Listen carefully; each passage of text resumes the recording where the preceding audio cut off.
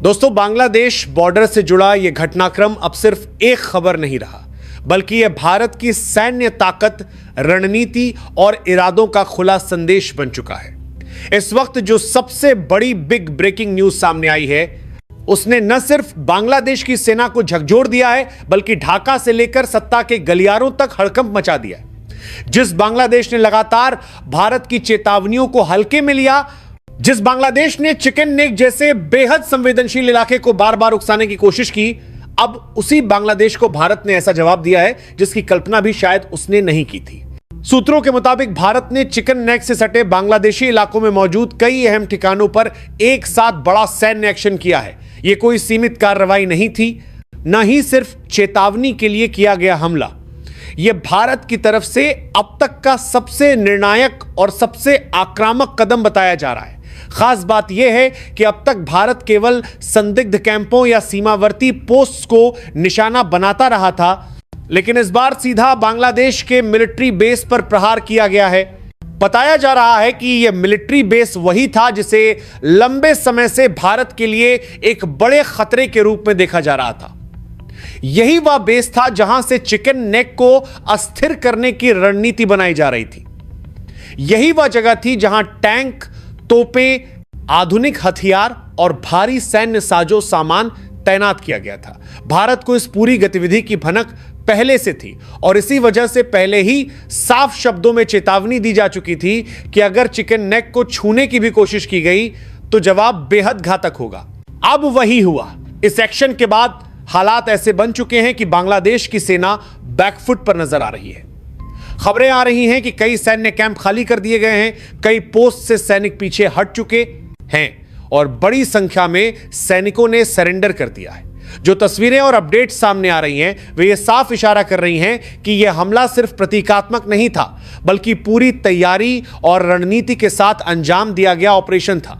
सबसे चौंकाने वाली बात यह है कि इस ऑपरेशन में भारत ने बड़ी संख्या में टैंकों का इस्तेमाल किया। बताया जा रहा है कि करीब 250 से ज्यादा टैंक बॉर्डर के पास सक्रिय किए गए और कई जगहों पर सीमा को पूरी तरह सील कर दिया गया। इसका सीधा मतलब यह है कि भारत ने यह तय कर लिया था कि इस बार कोई अधूरा संदेश नहीं जाना चाहिए। इस एक्शन के बाद बांग्लादेश के अंदर अफरा तफरी मच चुकी है। राजधानी में आपात बैठकें चल रही हैं। सेना, प्रशासन और सरकार के बीच तालमेल बैठाने की कोशिश की जा रही है। हालात इतने बिगड़ चुके हैं कि सत्ता के शीर्ष स्तर पर भी चिंता साफ देखी जा सकती है। जिस तरह से यह मिलिट्री बेस ध्वस्त किया गया है, उससे बांग्लादेश की पूरी सैन्य योजना को बड़ा झटका लगा है। जानकारी के मुताबिक यह मिलिट्री बेस कोई छोटा ठिकाना नहीं था। यह सैकड़ों एकड़ में फैला हुआ एक बड़ा सैन्य परिसर था, जहां टैंक, आर्टिलरी, गोला बारूद और आधुनिक हथियारों की भारी मौजूदगी थी। यही नहीं, हाल के महीनों में यहां गतिविधियां और भी तेज हुई थीं। भारत की खुफिया एजेंसियां लगातार इस पर नजर रखे हुए थीं और हर मूवमेंट को रिकॉर्ड किया जा रहा था। बताया जा रहा है कि इस बेस की लोकेशन रणनीतिक रूप से बेहद संवेदनशील थी। यह चिकन नेक से काफी नजदीक था और यहां से भारत के लिए खतरा पैदा किया जा सकता था। इसी वजह से भारत ने इसे रेड लाइन मानते हुए सीधे निशाना बनाया। इस कार्रवाई के साथ ही उन सभी चेक पोस्ट को भी ध्वस्त कर दिया गया जो इसी बेस से सप्लाई और निर्देश प्राप्त कर रहे थे। अब सवाल उठता है कि भारत ने इतना बड़ा कदम आखिर क्यों उठाया? इसका जवाब साफ है। बीते समय में लगातार उकसावे, चेतावनियों की अनदेखी और सीमावर्ती इलाकों में बढ़ती गतिविधियों ने भारत को यह संकेत दे दिया था कि अगर अभी सख्त कदम नहीं उठाया गया तो हालात और बिगड़ सकते हैं। यही वजह है कि भारत ने अब डिफेंस से निकलकर स्ट्रांग ऑफेंस की नीति अपनाई। इस पूरे घटनाक्रम का असर सिर्फ बांग्लादेश तक सीमित नहीं है। इस एक्शन के बाद पूरे क्षेत्र में हलचल तेज हो गई है। पड़ोसी देशों से लेकर वैश्विक स्तर तक इस घटनाक्रम पर नजर रखी जा रही है। जिन ताकतों को यह लग रहा था कि भारत सिर्फ चेतावनियों तक सीमित रहेगा, उन्हें अब यह साफ संदेश मिल चुका है कि भारत अब सीधे एक्शन लेने से पीछे नहीं हटेगा।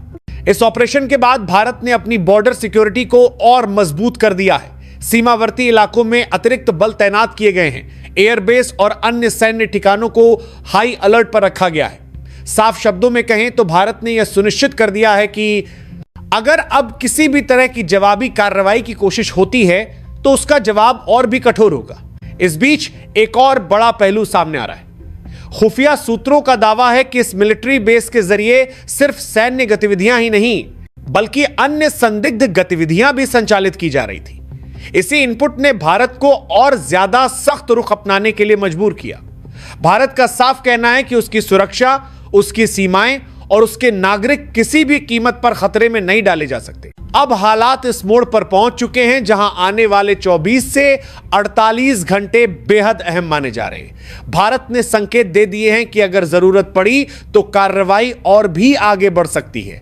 यह सिर्फ एक ऑपरेशन नहीं था बल्कि एक साफ संदेश था कि चिकन नेक जैसे संवेदनशील मुद्दे पर कोई समझौता नहीं किया जाएगा। भारत की इस निर्णायक से नए कार्रवाई के बाद पूरा घटनाक्रम अब सिर्फ सीमावर्ती तनाव तक सीमित नहीं रहा बल्कि यह एक बड़े क्षेत्रीय समीकरण में बदल चुका है। जिस तरह से भारत ने बांग्लादेश के भीतर मौजूद उस अहम मिलिट्री बेस को निशाना बनाया, उसके बाद ढाका में सत्ता और सेना के गलियारों में बेचैनी साफ दिखाई देने लगी है।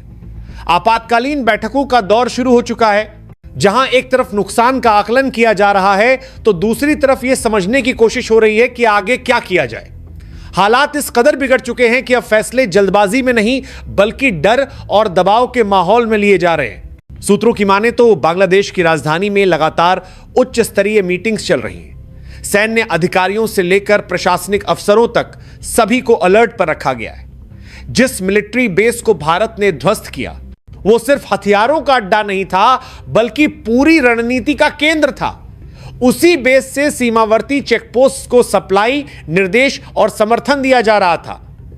अब जब वही केंद्र खत्म हो चुका है तो बांग्लादेश की पूरी सुरक्षा व्यवस्था बिखरती हुई नजर आ रही है।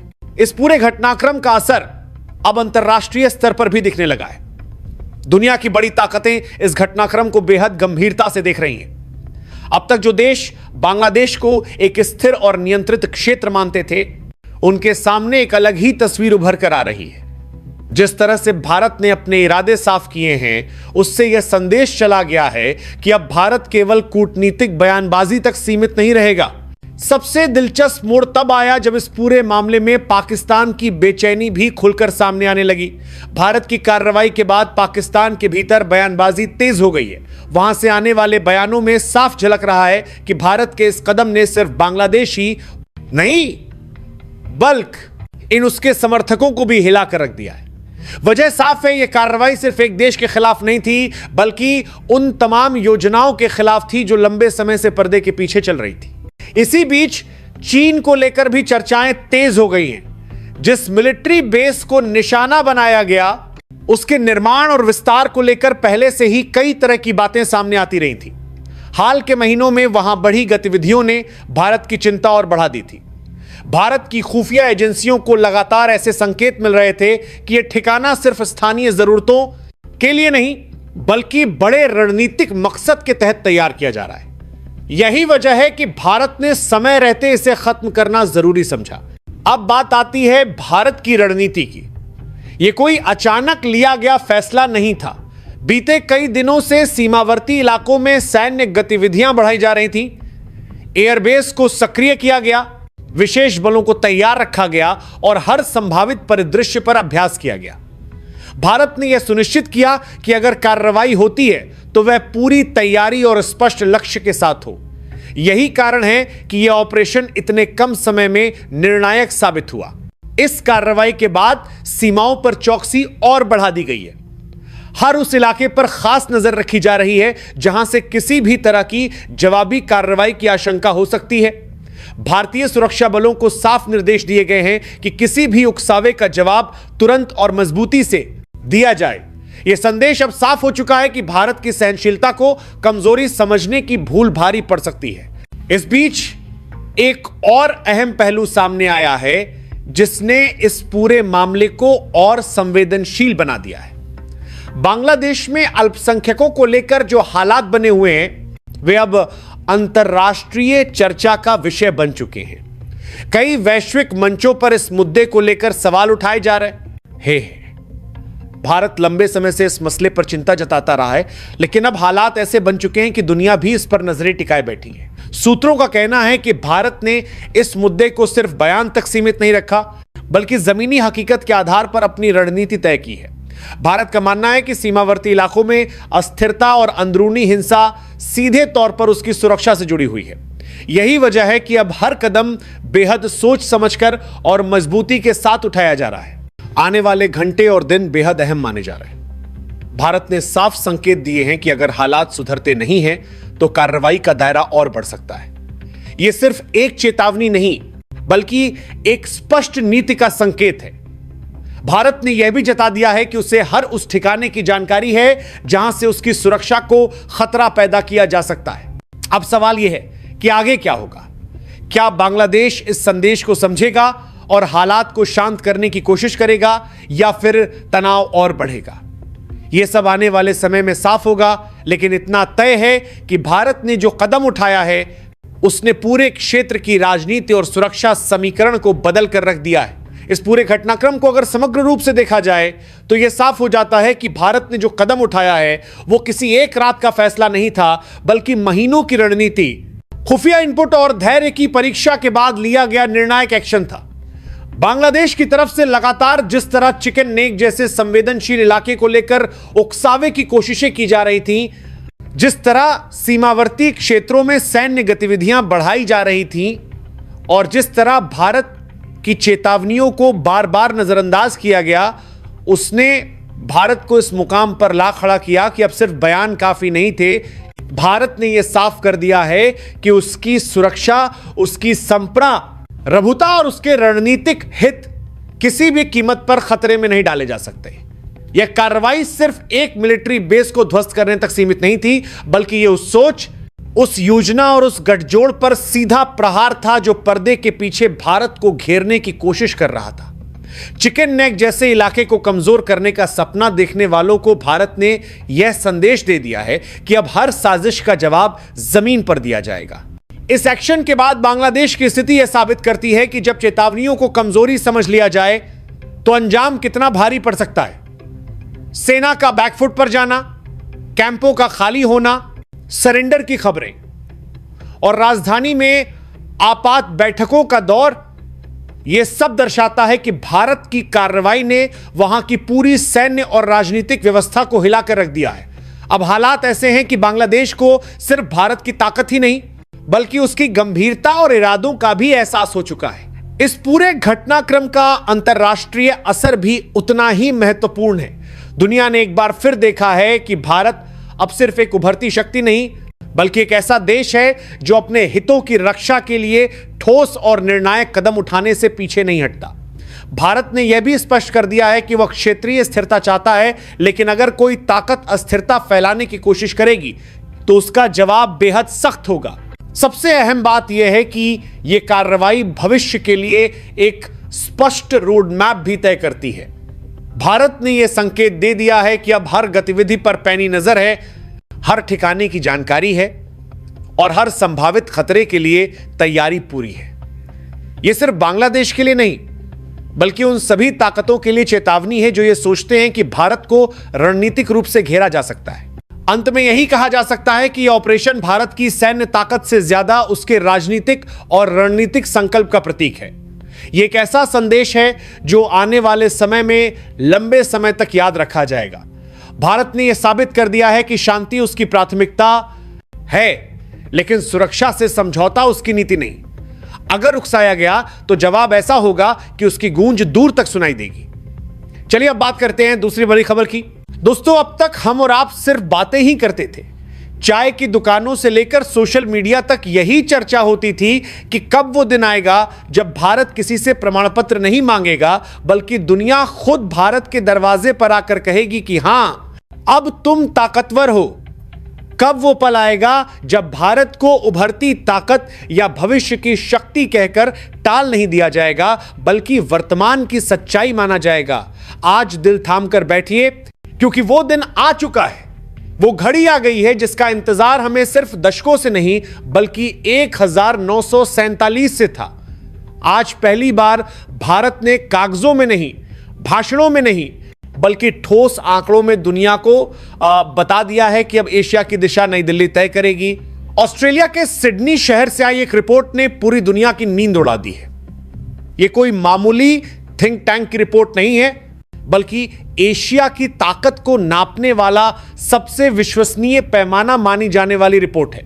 इस रिपोर्ट ने अमेरिका के पेंटागन से लेकर बीजिंग के कम्युनिस्ट पार्टी मुख्यालय तक खलबली मचा दी है। जिन देशों ने कल तक भारत को सिर्फ एक बड़ा बाजार, एक सस्ती लेबर और एक वोट बैंक समझा था, आज वही देश इस रिपोर्ट को पढ़कर पसीना पसीना हो रहे हैं। वजह सिर्फ एक नंबर है, एक ऐसा स्कोर जिसे छूना एशिया के किसी भी देश के लिए कभी माउंट एवरेस्ट फतह करने जैसा माना जाता था।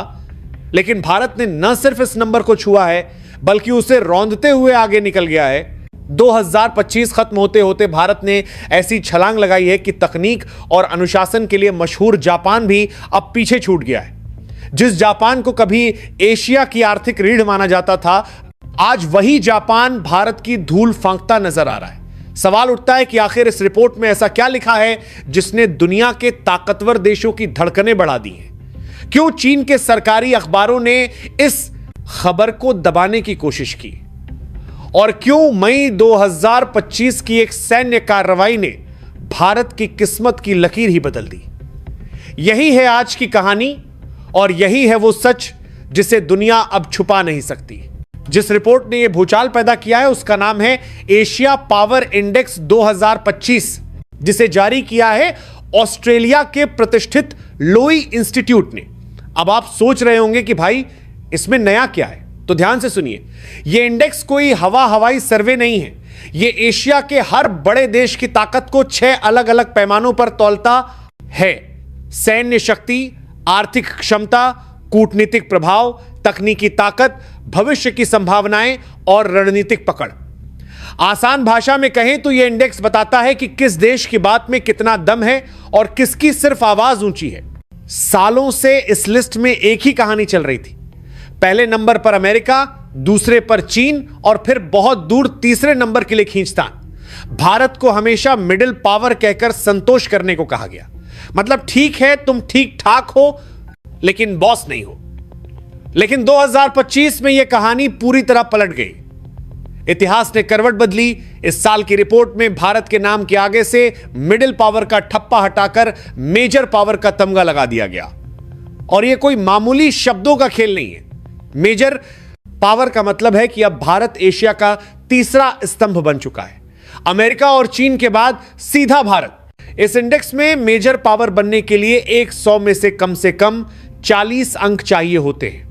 पिछले साल तक भारत 36 और 37 के बीच अटका हुआ था। आलोचक कहते थे कि भारत कोशिश तो कर रहा है लेकिन छलांग नहीं लगा पा रहा। लेकिन 2025 में भारत ने वह जादुई आंकड़ा छू लिया, पूरे 40 अंक। और सबसे बड़ी खबर यह कि भारत ने जापान को पछाड़ दिया।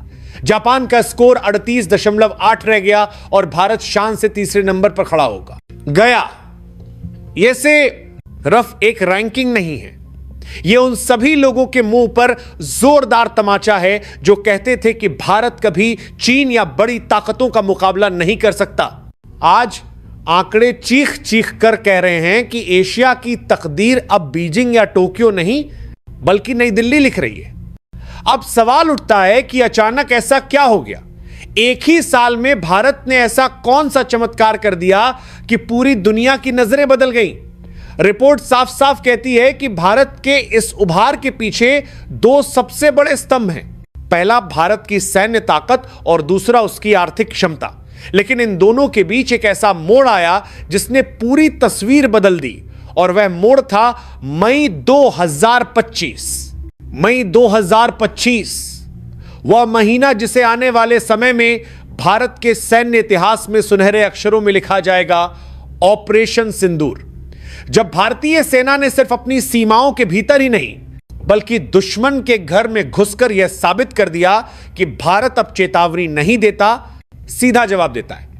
इस रिपोर्ट में पहली बार आधिकारिक तौर पर माना गया है कि भारत अब केवल एक रक्षात्मक देश नहीं रहा। भारत अब अपनी सीमाओं से बाहर जाकर भी अपनी ताकत मनवाने की क्षमता रखता है। ऑपरेशन सिंदूर ने दुनिया को दिखा दिया कि भारत के पास सिर्फ हथियार नहीं है बल्कि उन्हें इस्तेमाल करने की राजनीतिक इच्छा शक्ति भी है। लोवी इंस्टीट्यूट की रिपोर्ट कहती है कि भारत का फ्यूचर रिसोर्सेज स्कोर तेजी से बढ़ रहा है। इसका मतलब यह है कि आने वाले समय में जब चीन की आबादी बूढ़ी होती जाएगी, जब उसकी सेना में जवानों की कमी होगी, तब भारत के पास दुनिया की सबसे युवा, प्रशिक्षित और आक्रामक फौज होगी। आज भारत की मिसाइल क्षमता, एयरक्राफ्ट कैरियर, ड्रोन टेक्नोलॉजी और स्वदेशी हथियार प्रणाली उसे उस कतार में खड़ा कर रही है जहां कभी सिर्फ अमेरिका और रूस खड़े होते थे। चीन आज भी अपनी नौसेना के जहाज इनाकर दुनिया को डराने की कोशिश करता है, लेकिन इस रिपोर्ट ने साफ साफ लिखा है कि भारत की गुणवत्ता और उसकी रणनीतिक स्थिति चीन की संख्या पर भारी पड़ रही है। हिंद महासागर में भारत की पकड़ इतनी मजबूत हो चुकी है कि चीन को वहां कदम रखने से पहले 100 बार सोचना पड़ता है। मलक्का स्ट्रेट से लेकर अरब सागर तक भारत की मौजूदगी अब किसी से छुपी नहीं है। यह वही भारत है जिसे कभी समुद्री शक्ति के मामले में हल्के में लिया जाता था। लेकिन दोस्तों, फौजी ताकत अपनी जगह है, असली जंग तो तिजोरी की होती है। और यहां भारत ने ऐसा खेल खेला है कि चीन के आर्थिक रणनीतिकारों की नींद उड़ गई है। रिपोर्ट का एक और धमाकेदार आंकड़ा बताता है कि आर्थिक क्षमता के मामले में भारत ने जापान को बहुत पीछे छोड़ दिया है। लेकिन इससे भी बड़ी बात है विदेशी निवेश। पिछले 10 सालों में भारत एशिया में अमेरिका के बाद सबसे बड़ा निवेश केंद्र बन चुका है। जिस चीन को कभी दुनिया की फैक्ट्री कहा जाता था, वहां से अब कंपनियां अपना बोरिया बिस्तर समेट रही हैं। और वो जा कहां रही हैं? भारत। एप्पल हो, टेस्ला हो या सेमीकंडक्टर की दिग्गज कंपनियां, सबकी नजर अब भारत पर है। रिपोर्ट कहती है कि चीन की अर्थव्यवस्था बूढ़ी हो रही है, वहां विकास की रफ्तार थम चुकी है, लेकिन भारत का इंजन अभी तो गर्म होना शुरू हुआ है। 2025 में भारत की जीडीपी ग्रोथ, इंफ्रास्ट्रक्चर की रफ्तार और डिजिटल क्रांति ने पश्चिमी देशों को यह मानने पर मजबूर कर दिया है कि अगला आधा शतक भारत का है। अगर एशिया को एक बाजार मान लें तो भारत अब उसका सबसे बड़ा सेठ बनने की ओर बढ़ रहा है। जापान की गिरती अर्थव्यवस्था और चीन का रियल एस्टेट संकट उनके गले की हड्डी बन चुका है, जबकि भारत आत्मनिर्भरता के रॉकेट पर सवार होकर अंतरिक्ष तक पहुंच चुका है। यह 40 अंकों का स्कोर दूसरी आपका हार्दिक रिबात की भारत की है। इनके लिए सरकार के बारे बात, अर्थव्यवस्था की रॉकेट सिर्फ रिपोर्ट में छपा नंबर नहीं है। यह आपके शहर में बनती सड़कें हैं, आपके हाथ में स्मार्टफोन है और आपके खाते में आती डिजिटल सैलरी है। और कहानी यहीं खत्म नहीं होती। दुनिया के शक्ति संतुलन में भी भूचाल आ चुका है। अमेरिका में डोनाल्ड ट्रंप की वापसी हो चुकी है। ट्रंप अमेरिका फर्स्ट की बात करते हैं, लेकिन यह रिपोर्ट उन्हें भी आईना दिखाती है। अमेरिका आज भी नंबर 1 है, लेकिन उसका प्रभाव धीरे धीरे घट रहा है। चीन इस खाली जगह को भरना चाहता है और ऐसे में अमेरिका के पास भारत के अलावा कोई मजबूत विकल्प नहीं बचता। ट्रंप जानते हैं कि अगर चीन के ड्रैगन को रोकना है तो वो काम सिर्फ भारत का हाथी ही कर सकता है। अब जरा दुनिया की बड़ी तस्वीर पर नजर डालिए। जिस वक्त यह रिपोर्ट सामने आई, उसी वक्त वैश्विक राजनीति में भी जबरदस्त हलचल चल रही थी। अमेरिका में सत्ता की कुर्सी फिर से हिल चुकी थी और वॉशिंगटन में पुराने खिलाड़ी की वापसी हो चुकी थी। डोनाल्ड ट्रंप दोबारा अमेरिका फर्स्ट का नारा लेकर मैदान में उतर चुके हैं। ट्रंप की राजनीति साफ है, दोस्त वही जो फायदा दे, दुश्मन वही जो चुनौती बने। और इस एशिया पावर इंडेक्स ने ट्रंप को भी साफ संदेश दे दिया कि एशिया में अगर किसी एक देश पर भरोसा किया जा सकता है तो वह अब भारत है। रिपोर्ट साफ कहती है कि अमेरिका आज भी पहले नंबर पर है। उसका स्कोर करीब 80 है, लेकिन उसका प्रभाव अब पहले जैसा नहीं रहा। मध्य पूर्व से लेकर एशिया तक अमेरिका को हर जगह नए साझेदारों की जरूरत पड़ रही है। दूसरी तरफ चीन अपनी पूरी ताकत झोंक रहा है कि वे इस खाली होती जगह को भर दे। लेकिन अमेरिका यह बात अच्छे से समझता है कि अगर चीन को खुली छूट दे दी गई तो एशिया में संतुलन पूरी तरह बिगड़ जाएगा। और इसी वजह से अमेरिका के सामने एक ही विकल्प बचता है, भारत। यही कारण है कि 2025 में आपने देखा होगा कि कैसे अमेरिका भारत के साथ डिफेंस डील्स के लाने लगा है। ये लाइन में खड़ा नजर आया, चाहे जेट इंजन टेक्नोलॉजी हो, ड्रोन सिस्टम हो या फिर स्पेस और सेमीकंडक्टर में सहयोग। अमेरिका अब भारत को सिर्फ दोस्त नहीं बल्कि जरूरत मानने लगा है। यह वही अमेरिका है जो कभी भारत को नॉन अलाइंड कहकर किनारे करता था। लेकिन आज हालात ऐसे हैं कि बिना भारत के एशिया में अमेरिका की रणनीति अधूरी मानी जा रही है। अब जरा रूस की हालत पर नजर डालते हैं। कभी भारत और रूस को रणनीतिक भाई कहा जाता था, लेकिन यूक्रेन युद्ध और पश्चिमी प्रतिबंधों ने रूस की कमर तोड़ दी है। उसकी अर्थव्यवस्था सिकुड़ चुकी है, उसका वैश्विक प्रभाव गिर चुका है और एशिया पावर इंडेक्स में रूस अब बहुत नीचे फिसल चुका है। इसका सीधा फायदा भारत को मिला। भारत ने ऐसा संतुलन साधा कि वह रूस से सस्ता तेल भी खरीदता रहा और अमेरिका व यूरोप से रिश्ते भी मजबूत करता रहा। दुनिया जलती रही, गुटों में बंटती रही, लेकिन भारत ने अपने राष्ट्रीय हितों की रोटी सेंक ली। यही फर्क होता है मिडिल पावर और मेजर पावर में। मिडिल पावर किसी एक खेमे में फंस जाती है, मेजर पावर अपना रास्ता खुद बनाती है। भारत ने साफ कर दिया कि वह किसी के इशारे पर नहीं चलेगा, वह अपने फैसले खुद लेगा। यही वजह है कि आज ग्लोबल साउथ की आवाज अगर कोई बन पाया है तो वो भारत है। G20 की अध्यक्षता के बाद भारत ने जिस आत्मविश्वास के साथ विकासशील देशों की बात दुनिया के सामने रखी, उसका असर अब इस रिपोर्ट में साफ दिखाई देता है। लेकिन दोस्तों, यह कहानी सिर्फ अमेरिका, चीन और रूस तक सीमित नहीं है। इसका सबसे बड़ा झटका पाकिस्तान को लगा है। जिस देश ने दशकों तक भारत को अपना कॉम्पिटिटर समझा, आज उसकी हालत यह है कि वो इस लिस्ट में बहुत नीचे कहीं नेपाल और श्रीलंका के आसपास जूझता नजर आ रहा है। पाकिस्तान आज आर्थिक बदहाली, राजनीतिक अराजकता और अंतर्राष्ट्रीय अलगाव का शिकार है और वहीं अब भारत तीसरी सबसे बड़ी एशियाई शक्ति बनकर खड़ा है। यह फर्क सिर्फ आंकड़ों का नहीं, नियत और नीति का है। और चीन के लिए यह रिपोर्ट किसी बुरे सपने से कम नहीं है। चीन का सपना था यूनिपोलर एशिया, एक ऐसा एशिया जहां सिर्फ बीजिंग की चले, लेकिन भारत ने मल्टीपोलर एशिया का झंडा गाड़कर उस सपने को चकनाचूर कर दिया है। आज भारत चीन की आंखों में आंखें डालकर खड़ा है। 2025 का भारत साफ कहता है कि अगर तुम कारखाना हो तो हम बाजार हैं, अगर तुम ड्रैगन हो तो हम गरुड़ हैं। और यह आत्मविश्वास किसी अहंकार से नहीं, बल्कि ठोस ताकत से आता है। यह मेजर पावर बनना सिर्फ मिसाइलों, जहाजों और पैसों की कहानी नहीं है, यह एक मानसिक जीत है।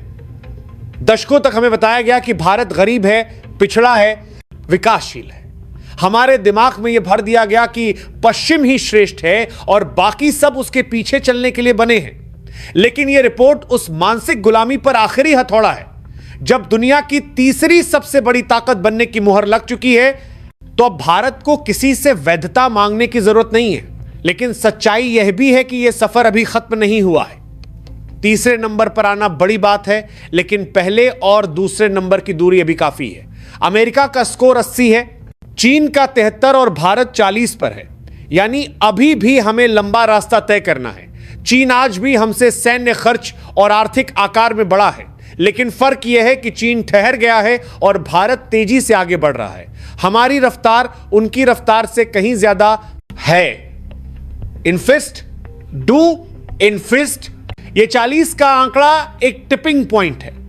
इसके बाद ग्रोथ और तेज होती है। अब भारत को अपनी मैन्युफैक्चरिंग और मजबूत करनी होगी। सेमीकंडक्टर से लेकर रक्षा उत्पादन तक हर क्षेत्र में आत्मनिर्भरता बढ़ानी होगी। टेक्नोलॉजी में हमें सिर्फ उपभोक्ता नहीं, निर्माता बनना होगा। स्पेस स्टेशन से लेकर आर्टिफिशियल इंटेलिजेंस तक भारत को हर मोर्चे पर अपनी मौजूदगी दर्ज करानी होगी। अगर 2030 का लक्ष्य साफ है, इस 40 के स्कोर को 50 और फिर 60 तक ले जाना। और वह दिन दूर नहीं जब भारत चीन को पछाड़कर दूसरे नंबर की कुर्सी पर बैठने की चुनौती देगा। दुनिया के बड़े बड़े अर्थशास्त्री पहले ही कह चुके हैं कि 2027 तक भारत दुनिया की तीसरी सबसे बड़ी अर्थव्यवस्था बन सकता है। और जब वो दिन आएगा, तब यह एशिया पावर इंडेक्स एक बार फिर बदलेगा। दोस्तों, यह जीत किसी एक सरकार की नहीं है, यह जीत किसी एक नेता की नहीं है, यह जीत एक 145 करोड़ भारतीयों की मेहनत, धैर्य और सपनों की है। यह उस किसान की जीत है जो खेत में पसीना बहाता है, उस वैज्ञानिक की जीत है जो लैब में रातें काटता है, उस जवान की जीत है जो सीमा पर खड़ा होकर जान की बाजी लगाता है।